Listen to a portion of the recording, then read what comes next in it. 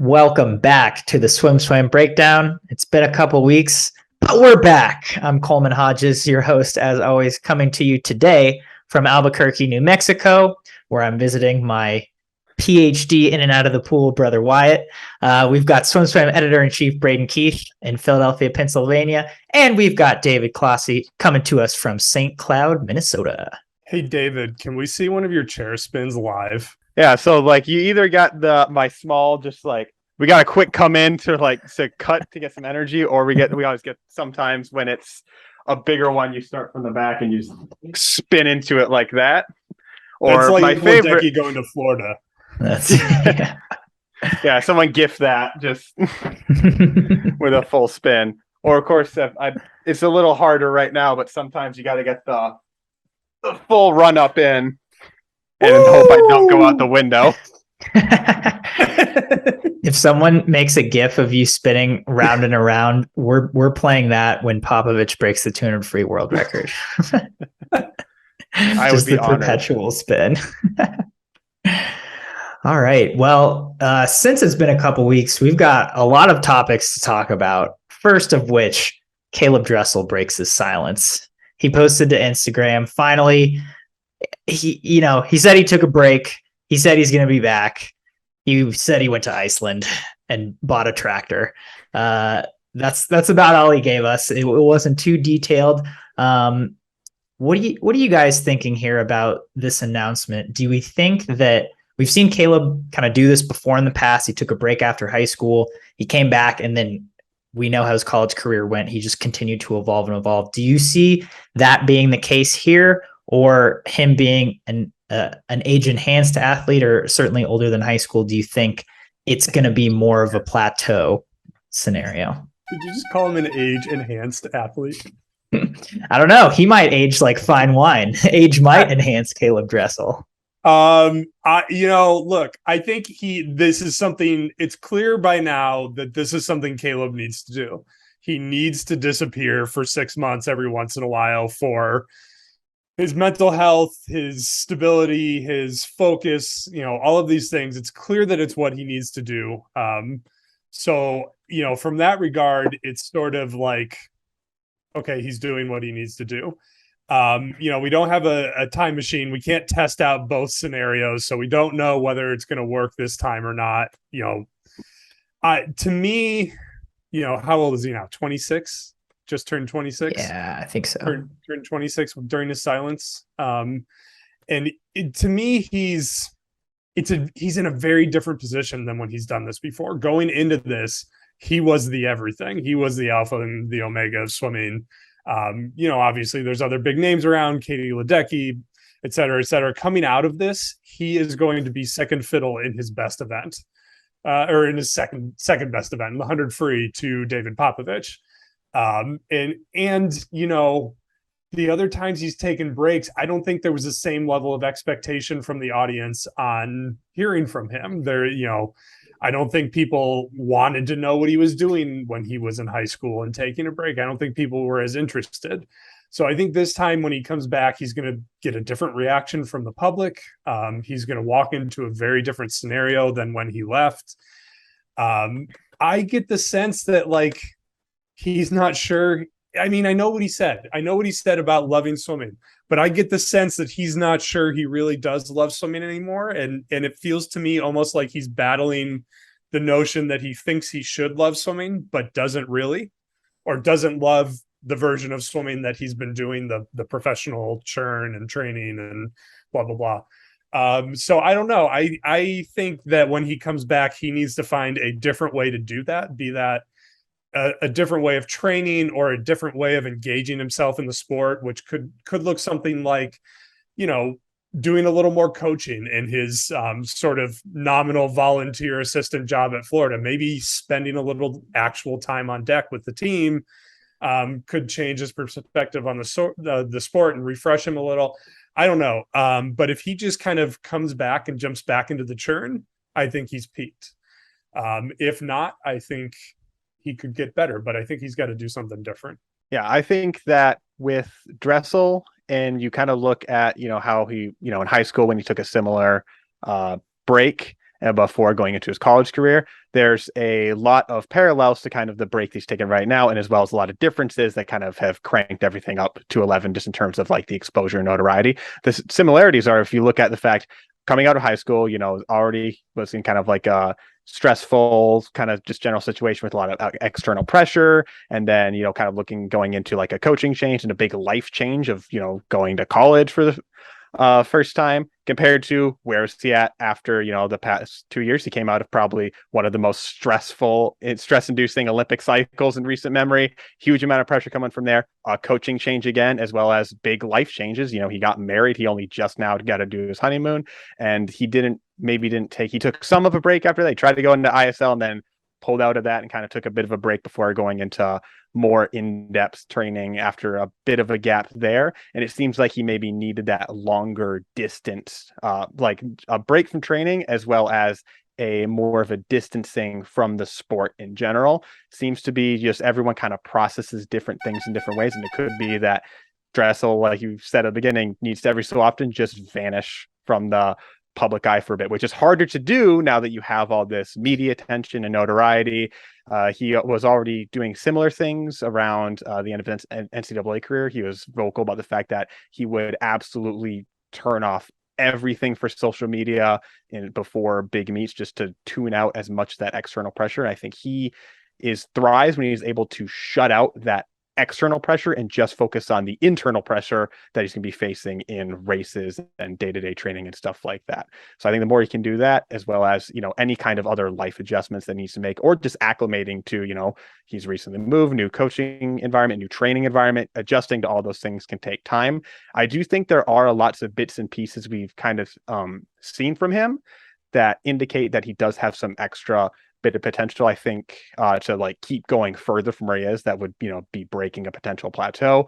The biggest thing that stood out to me was when he was talking about how he was hitting PRs in the weight room. That indicates that in some capacity he's getting stronger, which in his events, that's a very good sign to be able to generate more power for your 100 and down distances. That's pretty good, as well as the fact that, anytime you hear him talk about his, like in his Dressel Dissect series, he's super methodical about various stroke details and techniques, and it seems like just the way he thinks about his swimming is not as much that kind of blunt, I just need to put in more work, I just need to work harder, I just need to do something like that. It seems like he's always thinking about those tiny little details, and not just doing the little things, but maybe questioning the little things he's been doing. And I just feel like with that kind of stuff, it seems like there's a few more elements there that would indicate he at least has some more room to continue to improve compared to the possible fears of a plateau. And even if this, what we've seen of Dressel is his peak, 46.9, 21.0, and 49.4, that's a pretty good peak. Coleman, correct me if I'm wrong, but I remember when he took his break in high school, I think somebody told me he joined the track team and was pole vaulting. I think I remember that story, which sort of lends some credence to he needs to do something else during his break. Caeleb Dressel, to me, should be making enough money at this point that he can pay somebody to do his social media. So I think you make a good point, David, that he seems to do best when he can close out the outside world, which sort of aligns with his desire to live on a farm. There's not a lot of outside world on a farm. But it seems to me as though if we're talking professional athletes, right, we have to remember this is a person whose career is around the publicity of their sport. It seems like that's a solvable problem to me without just disappearing. It seems to me as though he can snap a few pictures of himself on his tractor, log out of his Instagram, send them to somebody, and have that somebody manage everything else for him. That's kind of the curious part. And like, you would think, why would someone not take that course of action, right? And like, well, a reason that comes to mind is that they want to still have control of their persona on their social media, right? But again, that doesn't really fall in line with wanting to tune everything out. And that's something I've questioned a lot, is like, yeah, just get someone to run your social media, and then you're still connected to that audience. You're still connected to your public. You're still putting yourself out there to be a professional. Well, and professional sports are entertainment, right? Like, you have to remember that at the end of the day, they're entertainment. And for some people, like Kevin Durant is a good example. Kevin Durant clearly runs his own social media. For anybody who doesn't follow basketball, he loves to get in Twitter fights. That's like Kevin Durant's favorite thing to do. But like, that's the entertainment that drives his brand, that increases his value. Not everybody does that. Not everybody has to do that. And at the end of the day, the magic of Hollywood, the public doesn't need to know the difference. When you're a public figure, to some degree, you lose control of your image anyway. That's part of a natural part of it. But like, to me, you depend on the systems that are in place around the world for all kind of celebrities who don't run their own social media, or you retire. Like, if you're just that not into being a public figure and still want to control your image and yada, yada, yada, then to me, that says you don't actually want to be a professional athlete. And that's a decision that everybody can make. Like, he's entitled to make that decision. But to me, it's a solvable problem. And I'm not sure why he's chosen to go this route with it. Yeah, it is interesting. Unless he's trying to make a point. Or he wants the Michael Phelps head Talkspace sponsorship at the end of the road. Well, but again, you still have to be public and, get your message out there, which I think a lot of swimmers are learning how to do, but they're still not great at, right? Is just putting yourself out there on social media and actually having a presence and making your presence known, whatever that brand for yourself may be, or whatever you're developing your brand to be. Because like you said, some athletes have done it. Some athletes don't need to. And a lot of athletes, it seems like in all sports, just have not gotten there yet. But moving on to our next topic, the person Dressel will now be playing second fiddle to. David Popovich competed at the World Junior Championships to cap off his summer in Lima, Peru. We saw a handful of other really sensational swims at that meet as well, especially for a meet that wasn't super well attended internationally. A lot of countries pulled out for a myriad of reasons. What stood out to you guys the most down in Lima? For me, Diego Ribeiro winning the 50 free, 50 fly, 100 fly, breaking the Michael Andrews world junior record in the 50 fly, going sub 23. I think this is a gateway to some very good things happening in Portugal. They've had a little kind of smoldering momentum for a few years, but that's a country that should be better in swimming than they are. They have a sporting culture there.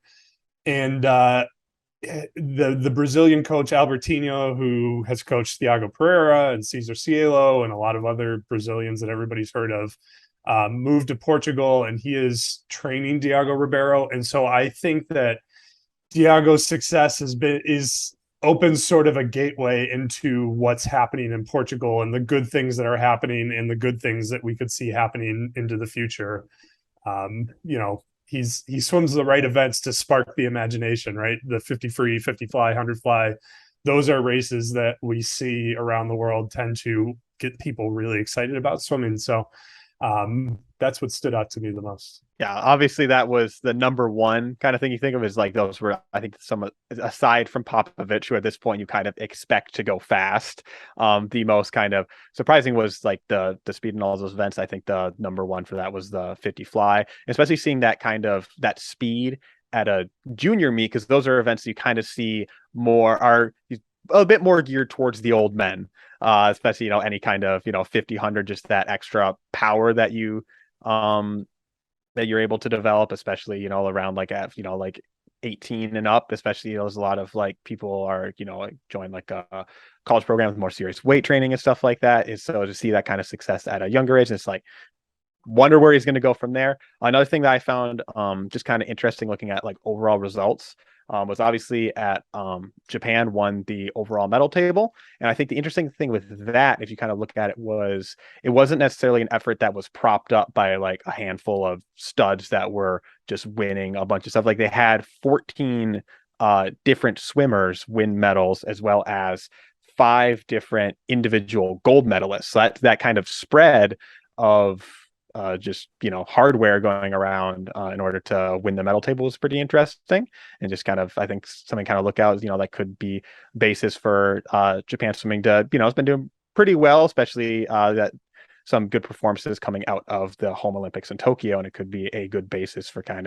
of further building in there, as well as looking at the article that we posted that was the combined medal table of all the juniors meets. One thing I found interesting to kind of bring it back to Romania, I know Braden, I believe you wrote the article about can Romania build around Popovich, and one thing I found interesting kind of looking at Romania's performance is that if you look at the medal table for World Juniors, they were tied for fourth. But if you actually look at the medal table where it's combined with all juniors meets, they actually jump up to third because they're not getting knocked down by the introduction of mostly like American swims that were from junior Pan Packs, which I thought was pretty interesting. And then on Popovich, I think the most interesting on him, obviously we know he's fast. I think this sealed the fact that he can go fast just when he wants to. It seems like the fact that he's able to drop 47.0 leading off the relay on his fourth major meet of the summer, as well as the fact that his second fastest performance was a 47.13,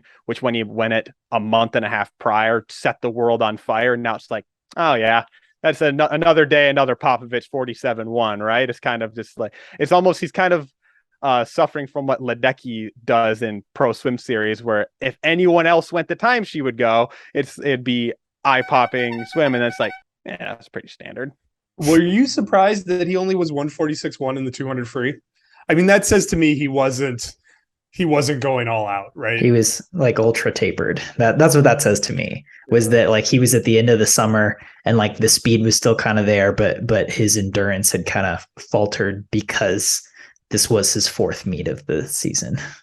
Yeah, that's kind of what I was kind of expecting it going into it. I was thinking I would see a bit more 100 speed than 200 speed, but at the same time, every single time I say anything where I'm expecting less than crazy fast from Popovich, in the back of my head I'm like, you're gonna be proved so wrong in the 2 days or whatever. I talked to him a few days before the meet started and he was like, well, I'm going best times in practice here, so I like really don't want to break another world record because it's like there's just too much hype and it's like it's a lot emotionally to handle, and he almost did it. He didn't, but yeah. Next up on our list of topics, USA Swimming announces the short course world champs selection procedure.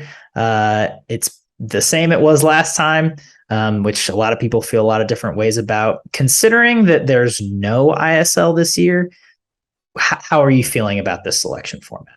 I hate it. And I know everybody, whoever in Colorado Springs listens to this already is sitting back in their chair and smugly saying, we have a reason for doing this. We've always done it this way. It's because the long course swimmers need all of the opportunities because all we care about is Olympic gold medals.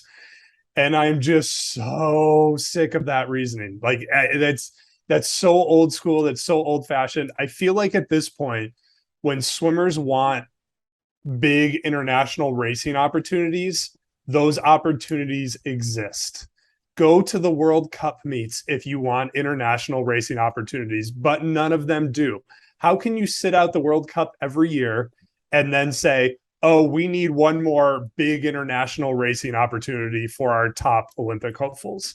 It's the World Short Course Championships last round, I would argue, were about the quality of a World Cup meet, right? Especially once people started pulling out. Oh, absolutely. Yeah. And with COVID. Yeah. Yeah. So like, to me, I don't buy that reasoning anymore.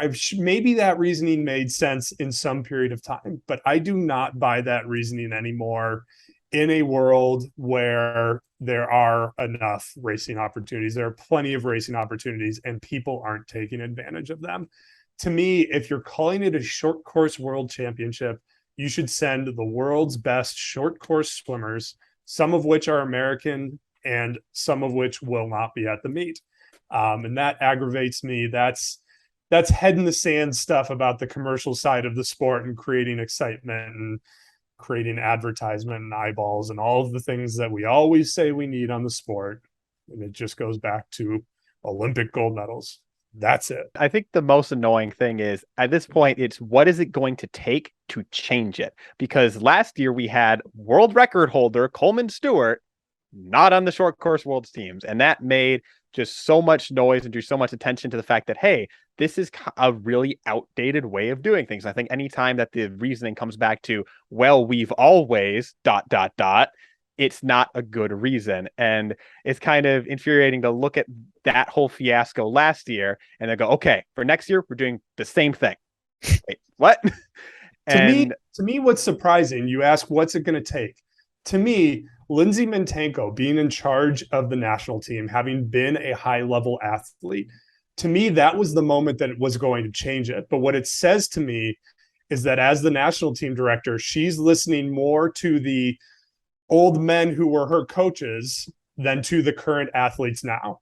That's the only plausible explanation, because I think at this point, all of the athletes would be fine with this change. And that's what I'd love to know. Maybe we can set up like an anonymous survey. Who among the national team athletes are happy about this arrangement, where the best short course swimmers are left out? I can think of people who would be like, Ryan Murphy doesn't want to go swim a short course meet to have to qualify for this, but he doesn't go to short course worlds. Neither does Katie Ledecky. Like the people who I would think would be like, no, I earned my spot in the spring. I want to be able to focus on my long course training without having to go to a short course taper meet. Those swimmers don't go anyway. So like, I just don't. I'd love to know which national team athletes are sitting around and asking for this, or if their opinions are not being asked at all. Yeah, it's just a bad sign to me when in the comments people are like, oh, thank goodness Beta Nelson is eligible this time. It's right. Like, this shouldn't be the case, right? We shouldn't be thanking USA Swimming to make because because one of our best athletes is now eligible under the same guidelines. Like, yeah, I mean, we should be sending our best team. Look at it from a straight dollars perspective. If you send a better team, you bring more money into USA Swimming that doesn't have to come from the age group swimmers, right? So much of the money that comes into swimming is basically cannibalized off of age group swimmers. It's like a parasitic relationship where professional swimming is built on the back of age group swimming. And this is an opportunity to bring money into American professional swimming without it costing the age groupers any money. And that, to me, is a missed opportunity if you're not maximizing that prize money. So on this note, another USA Swimming example of maybe dropping the ball or just an interesting choice of procedure. The U.S. national team was announced, which kind of gives way to who qualifies or who's eligible for the short course world roster. And the most interesting part about this 2022-23 national team was that they changed the criteria pretty close to before it came out to make Duel in the Pool eligible, which ended up bouncing Grant House out of the national team and putting Trenton Julian on in the 200 freestyle. Thoughts on this kind of game time decision change of procedures? I again want to know who was asking for it, and in this time it's less rhetorical and it's more of a specific question. Who came to USA Swimming and said, I'm not going to Duel in the Pool if it doesn't get me on the national team, or I'm not tapering for Duel in the Pool if it doesn't get me on the national team? And USA Swimming said, oh, we want all of our athletes fully rested. Mind you, everybody told us the whole time that the times don't count. We don't care about the times. We're focused on the excitement and the racing, blah, blah, blah. I want to know who came to USA Swimming and said, my athlete is gearing their summer toward Duel in the Pool, and I want to know that that's going to count to get him on the national team. I would love, and we will never find out, right? To be clear, nobody will ever answer this question. I would love to know if the decision was made before or after the results of Duel in the Pool, because if it's after, that's heinous. I mean, that if it's after, that's borderline a violation of the Ted Stevens Amateur Sports Act. Even if it's before, it might be. I just don't know how you can change that criteria so late in the year. And from an optics standpoint, We don't know what's going to happen with Trenton Julian and his current restrictions. I don't believe we can call it a suspension, but he is under safe sport restrictions. And depending on what happens there, the fact that he benefited from this policy just in terms of optics makes it look even worse. If they changed it knowing that he was the one that was going to benefit, I have nothing else to say ever about USA Swimming. But even if they didn't know, that's a bad look. That's a real bad look for given the history of USA Swimming and these sorts of things. It's a situation where if it was before, it's bad. If it was after, it's really bad. Unforgivable. Next up on our list of topics, the Texas men made kind of a big and kind of a cool flex at the quadrathlon where all their swimmers swam a 50 of each stroke. Shane Casas made the biggest flex, scoring the most points on the Eddie Reese scoring system in school history. But that kind of brought up the question. We compared results to Virginia and to Indiana, who have both done similar events. And I actually kind of brought up this question because I was talking to Herbie Boehm at ASCA, and who is at Duel in the Pool. And he was like, I think we should do kind of like some of these, like, skins or mixed IMs or like some of these off events at college dual meets. It would just be fun to see. And so Herbie with this, Boehm being the associate head coach at Arizona State, for anybody who doesn't know. thank you for the clarification. So what do you guys think about off events in college dual meets? I love it. I think this is fun. Like there's just college dual meets so often fall so flat. Like this gives us something new to talk about. It gives other teams new targets to test themselves against. We already have a ton of events in swimming, but it's almost like people are just craving new events. This is essentially a glorified broken 200 IM. And they figured a way to repackage it, assign points to it, and make people care, right? Nobody cares about the score of a dual meet, but there was a lot of interest about the score of a broken 200 IM. And that to me says everything you need to know about creativity. I think the pioneer of this was Mike Bottom, and I'm not sure why he went away from it, but kind of 2010, 2011, 2012, when they won the NCAA title, they used to do a water carnival where they do things like they'd set the bulkhead at 20 yards and see if they could break the 60-year-old school records in the yards course freestyle races, like the 100 yards in a 20-yard pool school records, because some pools used to be 20 yards long. And so I don't know why he got away from it, but that used to be a lot of fun to watch. It's like the 75 with fins, right? Like it's just something different. Swimming is all about measurements and testing and times, and giving people a different way to measure themselves is sure a heck of a lot better than a dual meet where somebody declines to score points in the last 4 events because they don't want to hurt their opponent's feelings. Like it's just a new way to evaluate these meets that people work really hard to not evaluate. So I am 100% for more of these kinds of events. I think it's really good for everyone involved. It's more fun to watch, be like, oh, what is this event going to entail, rather than, because normally when a standard dual meet, as someone who's just like checking in the Monday after all the meets from the weekend are in, you just like go through and you see like fast swim, event winners. Okay. And then that's kind of all that really sticks out is like, oh, like it's a good metric of, oh, wow, Texas looks really good this year. Oh, wow, I didn't think that so-and-so from Indiana would be this fast. No, but nobody ever looks good or bad after a dual meet. They just look rested or not rested. But no one ever tapers. No, and also, except for dual meets, except for big rivalry dual meets. And Michigan, Ohio State dual meet every favorite year. Team. Full taper. Yeah, seriously.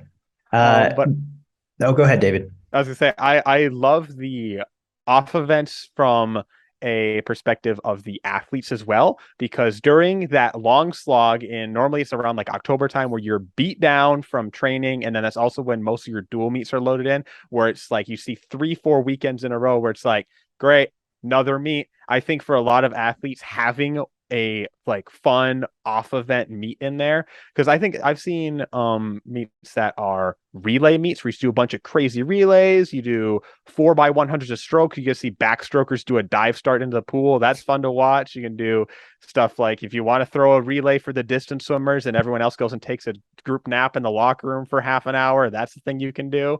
And I think it's just good to break up the kind of slog that dual meets can be for the athletes. And if you think about the actual purpose of dual meets in NCAA swimming, because people only care about their conference or NCAA meets, it's realistically just an extra training tool, and it's to train your racing.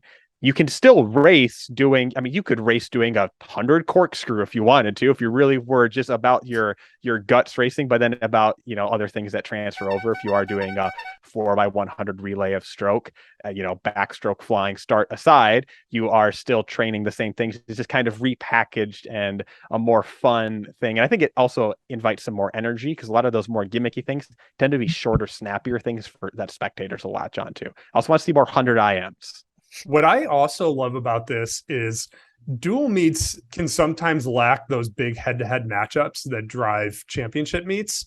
And this sort of thing is a way to pit Shane Casas and Carson Foster against each other, get the two current biggest names at the University of Texas and race them head-to-head. And I think, this particular format probably benefits Shane because it's a 4x50. If it was a 4x200, I think Carson would probably win it. But I think that's another upside. It feels like we always have two opposing forces in swimming. And on the one side, it's like the belief that we only get better with misery. And on the other side, it's the belief that we only get better with engagement. And I wonder how many of these coaches, the misery coaches, are sitting here thinking, what are my swimmers going to learn about racing a 400 IM by doing 450s at 8 minutes on September 9th? There's no benefit to that. They'd be better off just doing a 12x400 IM descend, and then we'll have one big taper in 3 years. We'll do a 3-year taper. So this definitely leans, which, fits with Mike Bottom, fits with what Virginia does. A little more, but there's definitely more of a sense of, high engagement here. And, Ray Lewis, I think, likes to put his swimmers through some misery, but he also clearly understands the engagement and the marketing of doing things different. In Indiana, every season does 4 or 5 things that I'm 90% sure exist only to get them on SwimSwam more often, which I am totally fine with. Any other program that wants to do that, go for it. But he understands the need for engagement through the misery. And so I think it's interesting that both the high volume and the high quality sides of the spectrum have embraced this a little bit. I mean, if ISL taught us anything, it would, for all of its faults, ISL was fun to watch, right? Duel in the pool, the first time was it was fun to watch. Yeah. Like these things experimented and they went off book, and it was fun to watch for fans. It got people on SwimSwam getting heated about all sorts of things, and it was great. And the athletes loved it, right? The athletes liked the racing environment. They liked going head to head in events that you didn't really know what the outcome would be, and you didn't really know what the outcome meant, aside from the fact that you won or you didn't win, And so, are you saying that winning and losing matters? Every age group coach I ever had. Hot take. Brain explosion. I think it would add another level to coaching as well, to college coaching of being at NCAAs. I mean, I know, Braden, you've seen this before. It doesn't happen often, but sometimes being a coach at NCAAs does actually involve strategy and doing doing things, making game time decisions. And this would help coaches with that, right? Because you actually have to analyze if you're scoring a dual meet that has only 50s or that has off events. It's like you have to really consider it and think about, okay, how is this going to affect the team score? So I think it would be fun in that regard too. Next up, Queen Elizabeth II passes at age 96, which she herself had a aquatic background in her own right, But Braden, more in the swimming realm, you wrote an article kind of questioning how this would affect things moving forward with the Commonwealth and specifically with the Commonwealth Games. What were your thoughts on this? When I started writing that article, the thought going through my head was, this is the end of the Commonwealth Games. I don't think they mean as much to the populace of the vast majority of the Commonwealth nations. We saw this year, they apparently still mean a lot to Australians. The Brits were hit or miss, unclear how much they were engaged. India cares in certain sports. In swimming, there's a small handful of countries that care, and in other sports it's different small handfuls. In cricket, it might be a different set of countries. By the time it was at the end, I sort of changed my opinion that there is a value to this, but they need to be modernized. It needs to feel to me less about sort of maintaining the British authority over their former subject nations. And it needs to be more about how those nations can build partnerships based on their common histories forward into the future. And I think a reframing of the event can really sort of re-engage people about what they mean. It reminds me of the old, like the Goodwill Games, for example. And the Goodwill Games didn't survive, so maybe that's a terrible example. But I think that with the geopolitical situation in the world as it is today, I think there's room for those kind of, alliance-driven sporting events if they can be framed the right way. Queen Elizabeth, as we've seen since she died, has sort of a complicated legacy, and a lot of that isn't her fault, even though she was queen for 70 years. England, like many countries in the world, has a bad history of colonialism, and most of the Commonwealth nations are a product of that history of colonialism. During Queen Elizabeth's reign, there was actually a lot of decolonializing, and I think now that she's gone, that process will accelerate. But there is still a common history, right? Like the UK and Australia are still very, very closely tied. Canada and the UK are closely tied. There are other programs that these nations share. If you are a citizen of one before a certain age, you can go work without a visa in the other countries, for example.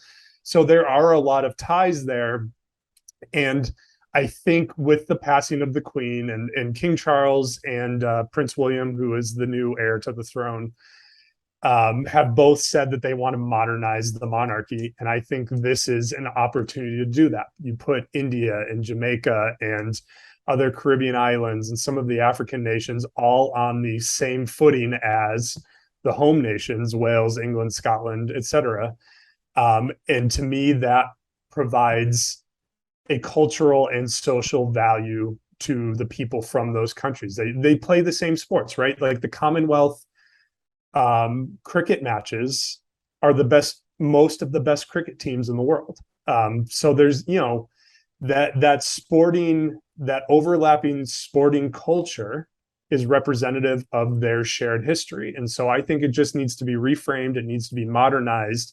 And the Commonwealth Games have been due for that for a long time, but now is the real opportunity for them to move forward with those plans, I think. Do you think in a scenario where, like, if the actual Commonwealth Games themselves, like, for whatever, one reason or another, kind of like fall apart, do you think there's a scenario where a almost like spiritual predecessor with a lot of the same countries kind of, if they're not able to reform and refit and kind of be more about the shared history, do you see a scenario where a new games that's basically the Commonwealth Games, but not in name, kind of forms actually toting those principles? Absolutely. I think that's a great point. I think it'd be kind of amusing if that reformed games didn't include the UK, like if it intentionally excluded them. But not, it's kind of funny because not all of the members of the Commonwealth are former British colonies. I think they were all former colonies of somewhere in Europe. And throughout its history, different countries have been invited to the Commonwealth. France was going to join before ideas for the EU came about. The Commonwealth was going to include most of Europe. Like, I don't know if going to is the right word, but that was a real conversation that was happening. So I think, yeah, I mean, that would be really interesting. Maybe the Commonwealth Games need to die and something new needs to be put in its stead, because the Commonwealth Games haven't always been the Commonwealth Games. They were once I think called the Games of the British Empire or something. And in some scenarios they share the history and in some they don't. So maybe that's the solution. They call it the Best Friends Games or whatever. And that's how they can reframe it outside of the context of British colonialism. It is interesting to me that like you have the Commonwealth countries, but then we have all these other meets on that even non-Olympic year where it's like European Championships. UK is obviously a part of that as well. Pan-Pacific Championships. Australia is obviously part of that. And maybe one or two other Commonwealth countries are, but and then you have a Caribbean and Central American Championships. Jamaica is obviously part of, it's like there's all these other meets that like could kind of incorporate the Commonwealth countries. And like if Commonwealth Games did dissipate and there wasn't that spiritual predecessor, like would it matter that much? I don't know. I mean, so here's one way that I think they could approach this. If they want to modernize it and they want to keep the Commonwealth Games together, if there's somebody in the UK that has a vested interest in this, I think you could set up a system, and I'm going to use a word that's going to trigger a lot of people, but it's a word that exists outside of the context in which you normally hear it, and it applies here. You could use a form of reparations. The royal trust, the trust that funds the royal activities, is a multi-billion-dollar enterprise. It's a huge thing. The Queen, I think I read, had a personal net worth of over $500 million, and that doesn't include the corporation that sits outside of their personal wealth that funds their activities and lifestyles. If you could start using that corporation to fund sporting activities in some of these countries that were formerly colonized by the Brits, I think that would be a great way to modernize the games. I think that would be a great way to sort of shift what they represent and recognize some of the terrible history while also recognizing that there could be value in future partnerships between these nations. All right. So that wraps up our main news for this week. And now it's time to play our favorite game on the SwimSwam Breakdown, Sink or Swim. First up today on Sink or Swim, SwimSwam Pulse says that 73% believe that the men's 200 freestyle will be the next world record to fall. Do you? Can you please read the full question? No. Leave this in, Coleman. You're not cutting this out, because this is the same thing that the overwhelming majority of our readership read as. So read the full question so that everybody knows exactly what the question is. Question. With David Popovich taking out the men's 100 free mark, which individual world record from 2009 will be the next to fall? And that's the key wording. And that's why it was such an overwhelming favorite for it to be the 200 free. So the races, I'm going to run through them real quick. Men's 50 free, men's 200 free, men's 400 free, men's 800 free, men's 200 back, Aaron Pearsall. Women's 2 fly and women's 2 free. And men's 800 free relay. I don't know if we put relays in the poll. Oh, I don't think they did. But so while the 400 IM very well could be the next one, the fact that it said 2009, the men's 400 IM world record was set in 2008. So that's why that was such an overwhelming favorite among our readers. I disagree. I'm going to sink it. I think it's going to be the 200 back. And I'm not sure I know who it's going to be. I'm not sure I have that answer. But with the progress that the world has made in the 100 back since that world record has fallen, along with all of the other men's 200 meter events, I just feel like if it's going to be Daniel Deal, if it's going to be somebody we haven't heard of yet, I feel like somebody is coming along ready to break that 200 back world record. David? For me, I'm between the swimming it because Popovich and sinking it not for the 200 back, but for the women's 200 free. So between both 200 frees, I think both those have a decent chance. It's weird to say a decent chance for the men's 200 free, given, even just 6 months prior, if you said that, someone would think you had a brick dropped on your head. But the fact that Titmus was so close last year, and she had that really strong relay swim at Commonwealth this year. That was actually the fastest relay swim of all time. Faster than Pellegrini was able to go with a flying start. I think it feels like Popovich, he went as fast as he could have gone this year, and it wasn't quite enough for a world record. And, some, just general progression needs to come about in the next year, next 2 years, get stronger, get more aerobically fit, all the stuff all the reasons why you train to get better. It feels like Titmus has most, if not all, of the puzzle pieces she needs in order to get, drop that 10th and get that record, but just needs to get them all assembled at the right meet. So I feel like it's betting against, will Popovich get the last piece, whatever that is that he needs to get all, to get just drop that second, but at his current trajectory, that's not as big of an ass as it is for someone who's been stuck at times for whatever. I mean, in the 100 free in, for the past 3 years, he's dropped 3.8 seconds in a 100-meter race. That's a huge chunk of time. Less than a second, now it starts to sound a lot more doable. Or someone who's been right on the cusp. And I feel like since, even though it wasn't the 200, since Titmus went a best time this year to break that 400 free world record, I think I'm going to sink it, but not for the 200 back, for the women's 200 free. But I think those two are going to be really close together. I think it's a race between Popovich and Titmus. Okay, while David was giving his answer, I looked up the times from the World Championships in the 200 back, and Ryan Murphy won it with a 1:54.5. I didn't realize we were still that far from the world record. So I like David's answer better. But I still think I would put the men's 200 free as the third most likely. I don't know. It feels like those 9/10 is a long way to go. I just think somebody's closer to the women's 200 free, and that somebody's going to come from nowhere in the men's 200 back, because we are not close. I definitely agree with I'm sinking it. Full sink. I do not think that will be the next to go. I think David Popovich can break that 200 free world record, but I don't think it will be the next to go. You got to be 24 to do it. Yeah. I mean, or at least I'd say at least 19. Give him 2 years. So you're calling the women's 200 free world record going down in the next year? No. I am sinking it in favor of the men's 50 free, because I think Caeleb Dressel took his rest. He will be back better than ever in that event. I don't know about the 100 free or the 100 fly. He took his high school break, won an NCAA title in the 50 free his freshman season. I think his speed will be the first to come back. So Coleman is calling Caeleb Dressel world record, Japan 2023 World That's Championships. What I'm calling. Fukuoka, it's happening. Next up on Sink or Swim, Chad le Clos announced that he was moving to Germany to train with Dirk Lange, who has a history of training elite athletes, especially from South Africa, notably Cameron Vanderberg. He also trained Olympic medalist Sandra Volker of Germany, and short course world champion Mark Foster.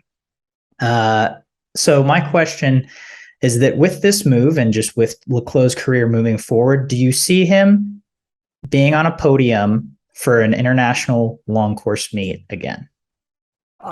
So my instinct is to sink it and say no podiums. If we're talking worlds and Olympics, right? We're not talking Commonwealth Games. Yes. Okay. Because the next Commonwealth Games would be in 4 years, and that. But yes, worlds and Olympics. I think it's a good move. I want to be clear that I think this was a good coaching move. I think Chad historically has done well when he swam for coaches that gave him a lot of structure to his training and his training schedules. And I think Dirk Lange is the kind of coach who will do that. I'm not sure in his prior situation with Sonny Trigg and those guys, I'm not sure he had the structure he needed. He didn't have somebody demanding that he do things. I think it was collaborative, which I think works for some people and not for others. My sense is that Chad does a little better when he's got more structure, top-down structure from his coach. So I think it was a good move. It's going to be tough, like, does he have the passion to train for the 200 fly? Like, to me, that's the event where the opportunity is. I don't think there's much of an opportunity in the 100 fly. I don't think there's much of an opportunity in the 200 free or the 200 IM. To me, the opportunity is the 200 fly. And so that's the event that made him famous, right? Like, that's his baby. That's the event where he beat Phelps. Can he rekindle the passion for the 200 fly and training for the 200 fly at 30 years old? My thought is no. So I think this is a good move. I think he'll knock on the door of some medals in some events, but I don't think he'll get on the podium. Yeah, I think if you look at I agree that his best chance would be in the 200 fly. I just think that in other events that he's focused on or contested in the past, there's too many spots that are locked up, right? You look at the 100 fly, you have Dressel and Milak at a strong 1-2, and you have, people like Costas and Michael Andrew. Obviously, they both can't contest with Dressel, but just in general, you have that, that 50-point speed that's becoming a lot more common, really hard to break in there. 200 free, you also have Popovich, and you have the Brits that are getting down to that 144 low territory. That's kind of crowding out the medals in there. Your best bet seems to be in the 200 fly. And I think just if you're going between the field and Le Clos for the 200 fly at 30 years of age, and with that, if you had to choose any of those events, I feel like the 200 fly is the worst one to need to try and focus all your training on. So I'm going to think that just because I think it's more likely that he's going to, definitely make the final, but get crowded out of the medals at the end. Probably if they give a medal for the fastest 100 split in a 200 fly, he'd probably grab one of those. So Chad le Clos hasn't. The last time he was sub 51 in the 100 fly was 2018 at the Commonwealth Games. He's done it twice. He did it at the 2015 World Championships and the 2018 Commonwealth Games. And so if he wasn't, I don't see a world where 51 something medals in the 100 fly ever again. And if he hasn't been able to do it at 27, 28, and 29 years old, I don't see him all of a sudden going 50. I don't see him going best times in the 100 fly at 30 years old. Crazier things have happened. I wouldn't put money on it. And that's where you're wrong. Because I am swimming it, but this is what Chad needs to do. I know what you're going to say. Scrap the 200 fly. It's too fast. It's too fast. His best is 152.9, which would have barely medaled at Worlds this year. And he hasn't gone that in a decade. Scrap the 200 free. It's gotten way too fast. He takes 144 to medal. No. 100 fly. His best is, we forget, you're right. He's only been 50-point twice. But his best from 2015, granted, is 50.5. And that medals. That's not what I thought you were going to say. So, in fact, you are wrong again, Coleman. What you should have said was the event that none of us were thinking of, but they do swim it at the Long Course World Championships, the 50 fly. You didn't let me finish. Chad needs to train speed and focus on the 50 fly and 100 fly because he can do it short course. We've seen his speed there, and granted, more walls, right? But if he focuses on that at his age, I think he can medal, and I think he can win a medal in the 50 or the 100. Nick Santos is the dream, right? He needs to do some of that Nick Santos training. It only took 22.7 to medal in the 50 fly. His personal best is 23.2. But again, when he was in South Africa, he swam for a structured coach and a coach who likes to focus on the Olympics, and the 50 fly is not an Olympic event. So that wasn't a race he was swimming all that often at the biggest international meets. I don't know that he ever swam it at the World Championships, for example. So that's probably the opportunity. Yeah, I just see the 100 fly as his best shot because the 200s, I agree, he could make the finals, but it's not going to be a medal, I don't think. But I think the 50 specifically, not the 100. Okay. I say 50 is more likely as well, especially because if his best was, during the time he wasn't focusing on the 50 fly, that also means he was focusing on the 200 fly, and those just feel in your core feel incompatible with each other. 50s feel too fun if you're training for the 200 fly. Well, and most of the best 100 butterflyers aren't swimming the 50. Like a lot of them, Malak doesn't do it, although he keeps changing his events and changing his mind about what he wants to swim. Who else doesn't do it? I don't know. A lot of the top 100 fly guys don't really do it. Ponte didn't do it at Worlds. And he swims the 200. Yeah. Minikov doesn't really do it. We don't know. Well, he might not be able to swim one way or the other. That's true. All right. Moving on. Next up, Braden Holloway. Talked to him at ASCA. I was like, what's the most surprising thing you've seen in practice lately? And he's like, we were doing this technique set. We did some descend hundreds. The guys were going fast. So we were like, hey, you know what? Let's throw on fins and paddles. Or they already had on fins and paddles. Let's do 100 long course for time. And Michael Cotter pops a 46. And then a couple other guys go 46. And I'm like, that's really cool. I love to hear about that. So I posted on SwimSwam. And then our commenters just take a crap all over it. They're like, practice times. We don't like hearing that. That's not what they said, Coleman. That's not what they said.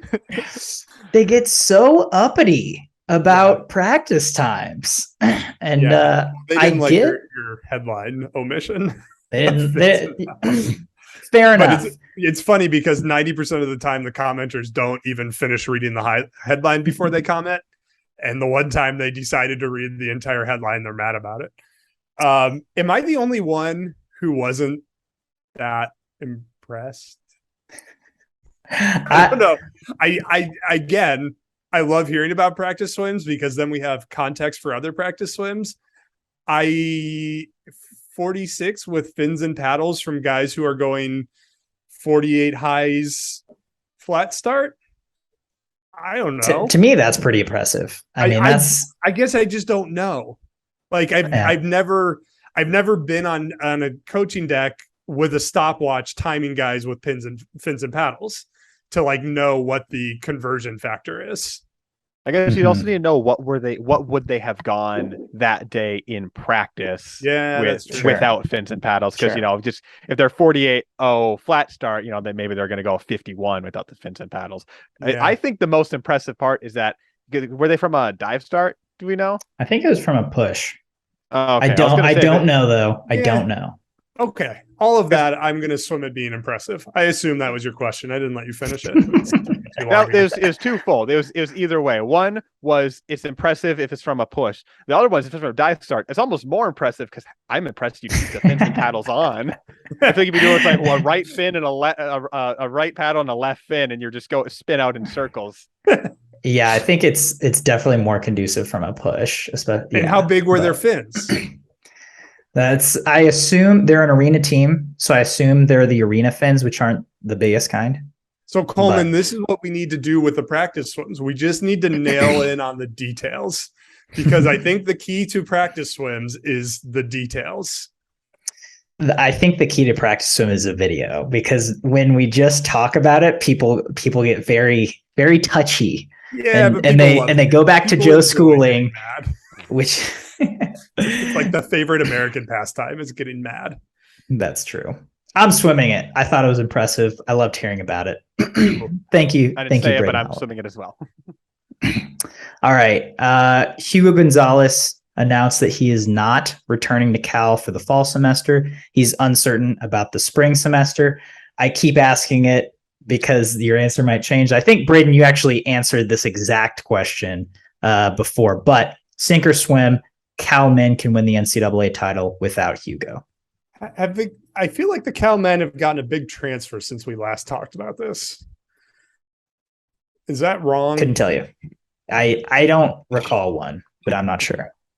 I think they can, but I think without him, Texas are the favorites. The Cal men have lost a transfer maybe since then. Forrest Frazier went in the portal. I think they can win, but I think Texas is the favorite without this. We have to remember, again, Texas, for all the aura and all the mystique and all the titles, they haven't been perfect at their NCAA tapers. They've had some pretty significant NCAA championship misses. They just have so much talent. They have stupid depth of talent that they've been able to overcome it.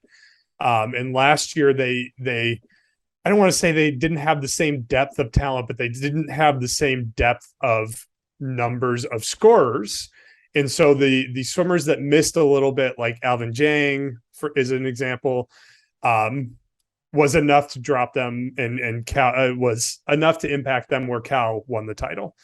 And I think this year's Texas team is a lot like last year's Texas team. I think Texas will get a little bit more out of divers this year than they did last year. So I think Texas, and Texas, I think, tends to get a little bit better results out of their freshmen, although both teams have done well with freshmen in the past too. I think Texas is the favorite. I think it's close enough that if they stumble, Cal can still win. But I think no Hugo means they're the favorites. And my opinion, this is not based on any information, I think Hugo will stay in Spain. I think Ben Titley's going to talk him into staying, training long course, focusing on long course. That's sort of Ben Titley's specialty as a swim coach, is talking collegiate swimmers into staying home and training long course. It's also kind of his job. That's another way to frame that, and probably a much better way to frame that. But I think Hugo will stay home in Spain, and I think Texas will be the NCAA champions. The only exception, though, is that Hugo has generally done better while training at Cal than while training in Spain. So he didn't have a good summer in long course. So maybe it didn't matter that much to stay home and train long course. Yeah, I agree that, can they? Yes. Are they now the favorites too? No, I'd say that it's, just ever so slightly ticks over to Texas being the favorites. Feels like, especially when you're trying to gauge it, as like the kind of more preseason times where it's like, who's the favorite going to be? Then, as the season shapes out, you kind of see, and even then there's more reasons. It's like, well, Cal has this, and this. Well, Texas had that, and that. And then we see it at the big dance at the end of the season, and that's a fun NCAA season. But I would say that it winds up being ever so slightly, without Hugo, advantage Texas. And that's pretty much all I have to say on that piece, is just because looking at it preemptively, it feels like there's always the strengths and weaknesses on both teams, and they have so much talent with them, especially as that NCAA meet keeps getting deeper and deeper, and it's hard to have a lot of scorers that might impact the way Texas has previously scored points. But I love how this conversation has evolved to where we don't really pretend anymore that there are other teams in the title hunt. I mean, come on. Yeah, I mean, barring probably the only thing that could disrupt this would be the NC State freshmen having out of their mind freshman seasons, just like catching a wave of momentum and jumping that gap. Or Kieran and Bobby both coming back mid-season. I think it's a 2-team meet still. I'm not sure that's going to hold for the next 4 years, but I think for now it's still a 2-team meet. Yeah, I'm sinking it. I do think this gives Texas the favor. You guys said it all. I don't need to say anymore. Good. That's it for the SwimSwam Breakdown. Tune in every week for your week's news in swimming.